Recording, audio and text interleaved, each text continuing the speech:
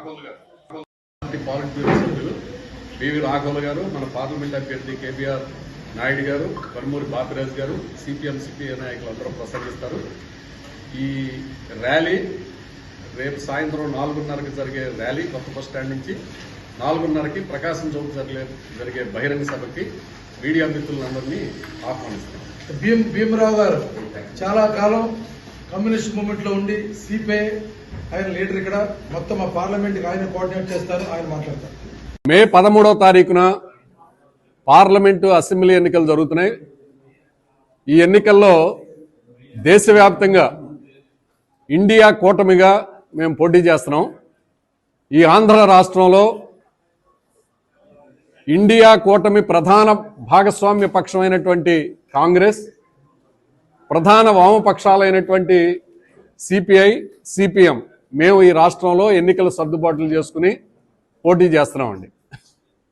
మా లక్ష్యం ఈ ఎన్నికల్లో ఈ దేశానికి ఈ రాష్ట్రానికి అన్ని విధాల అన్యాయం చేసినటువంటి ద్రోహం చేసినటువంటి బీజేపీని ఓడించడం.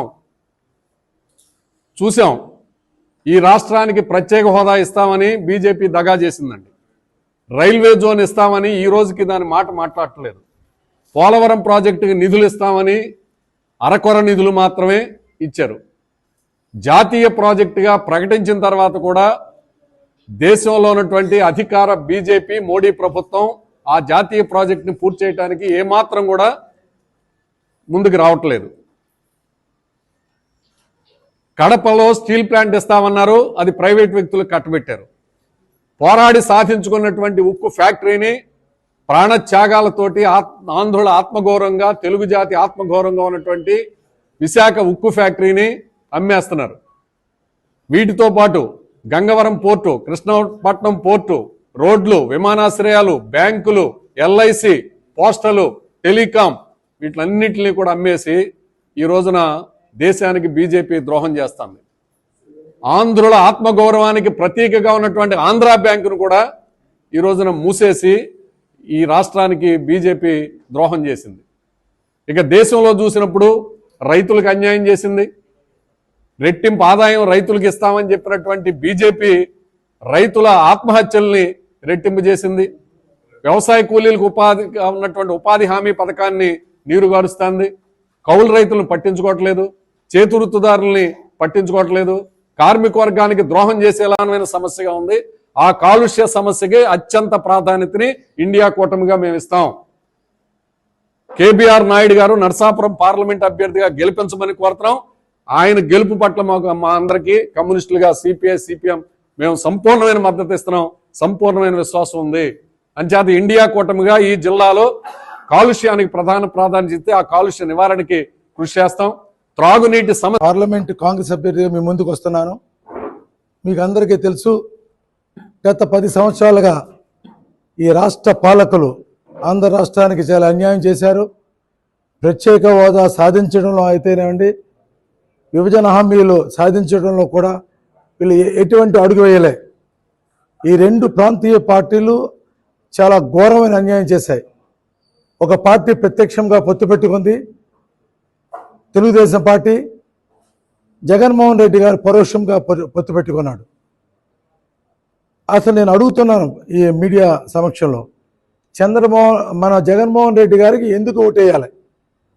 ఆయన రాష్ట్రానికి రాజధాని నిర్మాణం చేసినందుక, ప్రత్యేక హోదా తెచ్చినందుక, రైల్వే జోన్ తెచ్చినందుక, కడప స్టీల్ ప్లాంట్ తెచ్చినందుక, విశాఖ హుక్కుని మోదీ అనుచరులకు దారాదత్తం చేస్తున్నందుక, అదే కాకుండా ఈ ప్యాకేజ్ ఉత్తరాంధ్ర రాయలసీమ అభివృద్ధికి ప్యాకేజ్ తెచ్చినందుక ఎందుకు ఓటు వేయాలని నేను అడుగుతున్నా.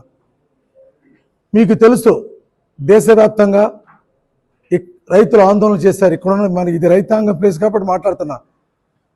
3 నల్ల చట్టాలు పట్టుకొచ్చింది బీజేపీ.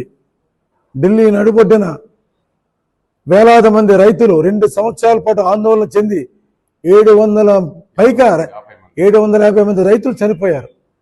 వాళ్ళకి తీవ్రతకు తట్టుకోలేక మోదీ దిగివచ్చి, ఫస్ట్ టైం మోదీ దిగివచ్చి ఆ 3 చట్టాలు వెనక్కి తీసుకున్నాడు.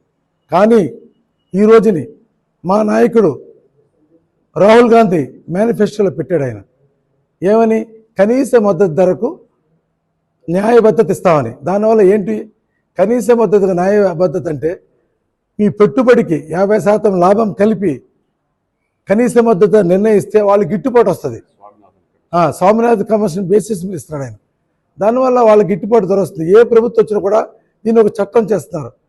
ఏ ప్రభుత్వం వచ్చి దాన్ని ముట్టుకోదు రైతులకి. రైతులకు శాశ్వతంగా భరోసా ఇచ్చాడు రాహుల్ గాంధీ గారు. అదే కాకుండా మీకు తెలుసు కాంగ్రెస్ గత చరిత్ర. 78 సోనియా గాంధీ యూపీఏ చైర్పర్సన్ ఉన్నప్పుడు 78,000 కోట్లు రైతు రుణమాఫీ చేసిన ఘనత కాంగ్రెస్ పార్టీకి ఉంది. నేను కేంద్రంలో ఎన్నో పదవులు చేశాను, ఇక్కడ పార్లమెంట్ అభ్యర్థిగా వస్తున్నాను, నాకు అనుభవం ఉంది. నేను పొగాకు అభివృద్ధి మండలిగా ఆంధ్ర రాష్ట్ర తెలుగు పొగాకు రైతులు నా అంతు సేవ చేసే వాళ్ళందరికీ తెలుసు. వాళ్ళు ఢిల్లీ వచ్చి ఏ ఇష్యూ మీద వస్తే కూడా ప్రధానమంత్రి దగ్గర తీసుకెళ్ళి, ఫైనాన్స్ మినిస్టర్ దగ్గర తీసుకెళ్ళి, వాణిజ్య మంత్రి, వ్యవసాయ మంత్రి తీసుకెళ్ళి వాళ్ళ ఇష్యూస్ని అడ్రస్ చేశాను. అదేవిధంగా నేను బ్యాంక్ డైరెక్టర్గా ఉన్నప్పుడు బ్యాంకులో చెప్పాను, ఈ కోస్టాంధ్రాలో కొబ్బరి చాలా ఇంపార్టెంట్, దానికి స్పెషల్ స్కీమ్ పెట్టించాను. ఓరియంటల్ బ్యాంక్ ఆఫ్ కామర్స్లో కొబ్బరి రైతులు ఆదుకోనాకి వాళ్ళకి రుణాలు చాలా ఎక్కువ ఇచ్చేలాగా ఒక స్కీమ్ పెట్టించాను. ఫస్ట్ టైం నేషనలైజ్ బ్యాంక్లో కొబ్బరి రైతులకు ఒక స్కీమ్ రావటం అనేది ఓరియంటల్ బ్యాంక్ నేనే పెట్టించాను. బోర్డులో చెప్పి నేను ఆ ప్రాంతం వాడిని ఇది ఈ స్కీమ్ పెట్టండి రైతులు ఉపయోగపడుతుంది అని పెట్టించా. అదే కాకుండా ఇక్కడ భీమవరం అయితేనేమండి, ఇటు మండపేట, రాజమండ్రి, తాడేపల్లిగూడెం, తర్వాత ఇక్కడ అమలాపురం, ఇక్కడ బ్రాంచ్లు ఓపెన్ చేసి ప్రతి నెల కూడా కిసాన్ మేళాలు పెట్టి రైతులకు రుణమాఫీ ఇవ్వడానికి ప్రోత్సహించాను. మా బ్యాంకులో కూడా చెప్పాను, మనం వాళ్ళు రైతులు మీరు ఆదుకోండి, వాళ్ళ ల్యాండ్ డాక్యుమెంట్ పెట్టి 2 లక్షలు కళ్ళు మూసుకుని వాళ్ళకి హెల్ప్ చేయాలి. మనం అగ్రికల్చర్ లోన్ లెండింగ్ బోర్డులో చెప్పి దాన్ని అడ్వాన్స్ చేసి చాలా లోన్స్ ఇప్పించాను రైతులకి. ఆంధ్రాలో నేను ఉన్న కాలంలో మా యొక్క టర్నోవర్ కూడా పెరిగింది, బ్యాంక్ టర్నోవర్, అగ్రికల్చర్ లోన్స్ ఎక్కువ పెరిగిపోయి. నేను ఢిల్లీలో నాకున్న అనుభవంతో ఎంపీ అవుతే ఈ ప్రాంతాన్ని అభివృద్ధికి పాటుపడతా, నాకు తెలుసు ఏం చేయాలన్నది. ఇక్కడ ఒక డైరీ అవసరం, ఒక డైరీ వస్తే ఒక పెద్ద డైరీతో రైతుల్ని పాల డైరీ రైతులతో కలిపి మనం సమన్వయంతో పెడితే ఎంతో మంది ఉద్యోగాలు వస్తాయి. అదే కాకుండా ఐటీ హబ్ అవసరం. ఇక్కడ మన భీమవరం, నర్సాపురం, తాడేపల్లిగూడెం అక్కడ ఐటీ హబ్ వస్తే మన యూత్కి ఉద్యోగాలు వస్తాయి. ఇప్పుడు వాళ్ళు హైదరాబాదు, బెంగళూరు వెళ్ళట్లే, ఇప్పుడంతా టెక్నాలజీ వచ్చింది, ఇప్పుడు ఇక్కడ కూడా డెవలప్ అవుతుంది. అదే కాకుండా మంచి టూరిజం డెవలప్ చేసే ఎక్సలెంట్ ప్లేస్ నర్సాపురం టూరిజంకి. తర్వాత ఓఎన్జీసీ ఆయిల్ కంపెనీస్తో సిఎస్ఆర్ కింద లోన్స్, సిఎస్ఆర్ కింద యాక్టివిటీ చేయించాలా. ఎంపీ అన్నవాడు ఈ ఆయిల్ కంపెనీస్ దగ్గర ఇన్ఫ్లుయెన్స్ చేయాలా. వాళ్ళు ఆయిల్ తీసుకుంటున్నారు ఇక్కడ నుంచి, మన సిఎస్ఆర్ కింద ఫండింగ్ వచ్చి ఇక్కడ ఇంపార్టెంట్ స్కూల్స్, పేదలకు స్కూల్స్ కానీ కార్పొరేట్ స్కూల్స్ మనం బిల్డప్ చేయాలా. మన పిల్లలు మంచి కార్పొరేట్ స్కూల్లో చదువుకోవాలా, హాస్పిటల్ కట్టాలా, multi speciality hospital. Oil company their moral duty to give it. అదే కాకుండా గ్యాస్ పైప్ లైన్ వేసి ప్రతి ఇంటికి గ్యాస్ అందించాలా. దానికి అవసరమైతే ఉద్యమం చేస్తాం. నర్సాపురం, కోటిపల్లి నర్సాపురం రైల్వేని ఇదివరకు నేను ఆల్రెడీ చేశాను. మొన్న 2 నెలల క్రితం ఒక పెద్ద డెలిగేషను పెద్దిరెడ్డి రామచంద్రారెడ్డి తీసుకెళ్ళాను నేను అక్కడ విజయవాడ. తీసుకెళ్ళి మీ ముఖ్యమంత్రి చెప్పండి 100 కోట్లు ఇవ్వాలా, దానివల్ల ఆగిపోయింది మా రైల్వే లైను, పెద్ద హృదయంతో చేయండి, మీకు ముఖ్యమంత్రితో సన్ని సంబంధాలు ఉన్నాయి, మీరు నాకు తెలుసు. ఆయన సీనియారిటీ, ఆయన కారణంగా రాష్ట్రానికి మేలు జరుగుతుందని చెప్పి ఆయన అధికారంలో తీసుకొచ్చారు. ఆయన ఏమి సాధించలేదనే దాంతో మళ్ళీ ఆనాడు ప్రతిపక్షంలో ఉన్నటువంటి జగన్మోహన్ రెడ్డి గారిని అధికారంలో తీసుకొచ్చారు. ఇవాళ ఇచ్చినటువంటి హామీ కాంగ్రెస్ పార్టీ ఇవాళ మళ్ళీ తిరిగి కేంద్రంలో ఇండియా కూటమి కాంగ్రెస్ పార్టీ నాయకత్వంలో ఆవిర్భవిస్తూ ఉంది, ఏర్పడుతూ ఉంది. ఇండియా కూటమి అధికారంలోకి వచ్చిన తర్వాత తొలి సంతకం ఏపీ ప్రత్యేక హోదా మీద పెడతామని చెప్పి ఇప్పటికే రాహుల్ గాంధీ మేనిఫెస్టోలో పెట్టారు.